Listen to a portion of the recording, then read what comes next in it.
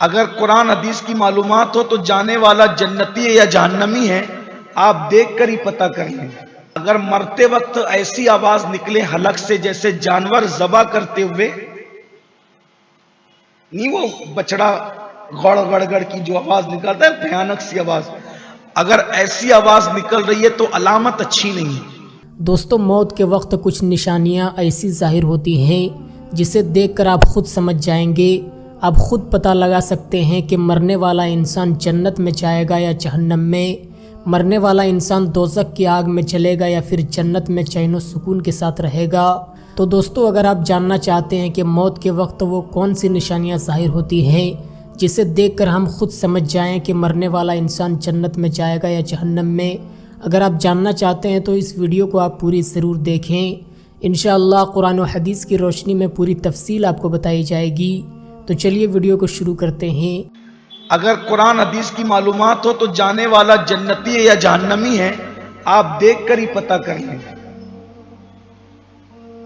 اگر مرتے وقت ایسی آواز نکلے حلق سے جیسے جانور ذبح کرتے ہوئے، نہیں وہ بچڑا گڑ گڑ گڑ کی جو آواز نکالتا ہے بھیانک سی آواز، اگر ایسی آواز نکل رہی ہے تو علامت اچھی نہیں ہے۔ یعنی معاذ اللہ یہ نہیں کہتا کہ وہ جہنمی ہے، لیکن یہ کہتا ہوں احتیاط سے علامت اچھی نہیں ہے، اس کے لیے کثرت سے مغفرت کی دعا کرنا چاہیے۔ 3 علامتیں بڑی اچھی ہیں۔ نمبر 1، موت کے وقت کسی کی پیشانی پر پسینہ آ جائے، یہ جنتی ہونے کی نشانی۔ اسی طریقے سے ناک کے نتھے پھول جائیں، یہ بھی جنتی ہونے کی نشانی۔ اور آنکھ میں آنسو آ جائے، مرتے وقت آنکھ میں آنسو آ جائے، یہ بھی جنتی ہونے کی نشانی۔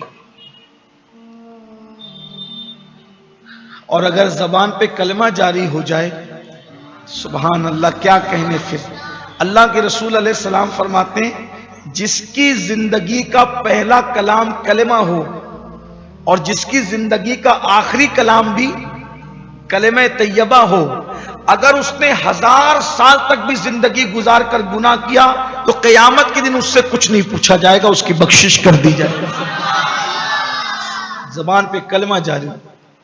اب یہاں پر تھوڑی سی گفتگو زبان پہ کلمہ جاری ہو اس پر، اور جن کی زبان پہ نہیں جاری ہوتا اس پر کچھ باتیں سماعت کر لیں۔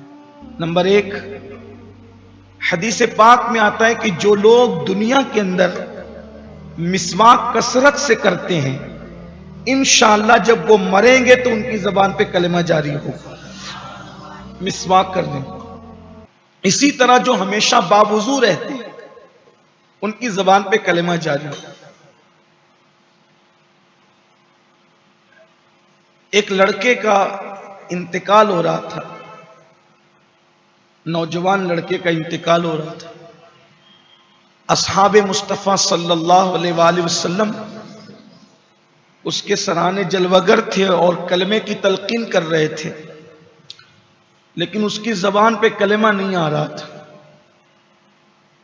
تو صحابہ کرام نے ایک بندے کو اللہ کے رسول صلی اللہ علیہ وآلہ وسلم کی بارگاہ میں بھیجا اور کہا کہ حضور سے پوچھو کہ اس کی زبان پہ کلمہ کیوں نہیں آ رہا ہے۔ تو اللہ کے رسول تشریف لائے اور میرے آقا علیہ السلام نے کلمے کی تلقین کی، تو اس جوان نے کہا یا رسول اللہ میری زبان پہ کلمہ نہیں آ رہا، میری زبان پہ کلمہ، میں اس کی طاقت نہیں رکھتا کہ کلمہ پڑھوں۔ تو اللہ کے حبیب علیہ السلام نے پھر فرمایا کیا اس کی ماں حیات ہے؟ تو لوگوں نے کہا ہاں۔ تو کہا بلا اس کو، اس کی ماں کو بلایا تو پوچھا کہ تو اس سے راضی ہے کہ ناراض ہے؟ اس کی ماں نے کہا کہ میں اس سے ناراض ہوں۔ تو آقا کریم صلی اللہ علیہ وآلہ وسلم نے فرمایا اگر میں آگ جلاؤں اور تیرے بیٹے کو اس میں زندہ ڈالنے کی بات کروں تو بول کیا تو اس کو معاف نہیں کرے گی؟ اس کی یا رسول اللہ میں بالکل معاف کر دوں گی۔ تو فرمایا پھر معاف کر دے مجھے اور اللہ کو گواہ بنا کر۔ اس خاتون نے کہا کہ میں نے آپ کو اور اللہ کو گواہ بنا کر کے اپنے بیٹے کی غلطی کو معاف کر دیا۔ ادھر اس کی ماں نے اس کو معاف کیا، آقا نے فرمایا کلمہ پڑھ، تو اس نے کلمہ پڑھا لا الہ الا اللہ محمد الرسول اللہ، اور اس کی روح نکل گئی۔ اللہ کے حبیب علیہ السلام نے فرمایا اللہ نے میرے صدقے اس کو جنت عطا فرما دی۔ اس سے پتہ چلا کہ جو ماں باپ کا دل دکھاتے ہیں ان کی زبان پہ مرتے وقت کلمہ نہیں آئے گا، وہ کلمہ پڑھنے کی قدرت نہیں رکھیں گے، طاقت نہیں رکھیں گے۔ آج بہت سے لوگ جب گھر کے باہر نکلتے ہیں تو ان کی گفتگو اتنی میٹھی، اتنی خوبصورت، ایسے بنا بنا کے الفاظ بولیں گے، اور جب گھر میں جائیں گے تو ماں باپ کا دل چھلنی کرتے، ماں باپ کا دل دکھاتے ہیں۔ یاد رکھیے جس سے ماں باپ ناراض ہیں، کلمہ تو اپنی جگہ، بہت سارے لوگ ایسے کہ جو مسلمان مرتے ہیں لیکن کلمہ نہیں آتا ان کی زبان پہ، نہیں آتا پھر بھی مسلمان مرتے ہیں، لیکن جو ماں باپ کو ستاتے ہیں ڈر ہے کہ وہ مریں گے تو کافر ہو کے مریں گے، اس لیے ماں باپ کا دل نہ دکھاؤ۔ نمبر 2 یہ بھی سن لیں کہ جو لوگ غسل جنابت میں ٹال مٹول کرتے ہیں، دیر سے کرتے ہیں غسل جنابت، ڈر ہے کہ جب وہ مریں گے تو کافر ہو کے مریں گے۔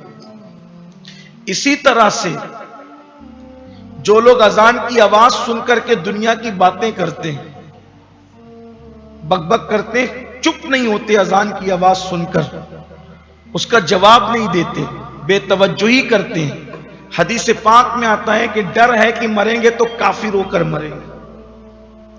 اس لیے اذان کی آواز سنو، پہلی مرتبہ جو اذان کی آواز کان میں چپ ہو جاؤ، خاموش ہو جاؤ، کتنی بھی اہم بات چل رہی ہو چھوڑ دو، وہیں پر اس کا پہلے جواب دے دو۔ اذان 2 سے 3 منٹ کے اندر ہو جاتی ہے، اگر 2-3 منٹ کوئی بات ہم روک لیتے ہیں، رک جاتے ہیں، تو آخر کون سا ہمارا نقصان ہوتا ہے؟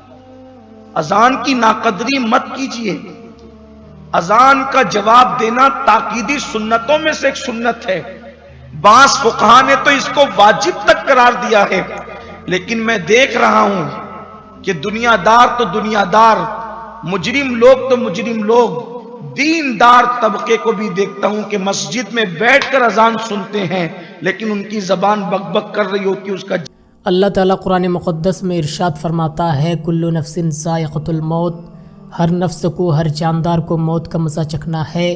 اور دوسری جگہ اللہ تعالیٰ قرآن مقدس میں ارشاد فرماتا ہے قل یتوفاکم ملک الموت، اے محبوب آپ لوگوں کو کہہ دیجئے کہ تم جہاں کہیں بھی رہو موت تمہیں پالے گی، موت سے تم ہرگز بھی بھاگ نہیں سکتے، تمہاری موت اللہ تبارک و تعالیٰ نے جس جگہ پر لکھی ہے اسی جگہ پر تمہاری موت ہو کر رہے گی۔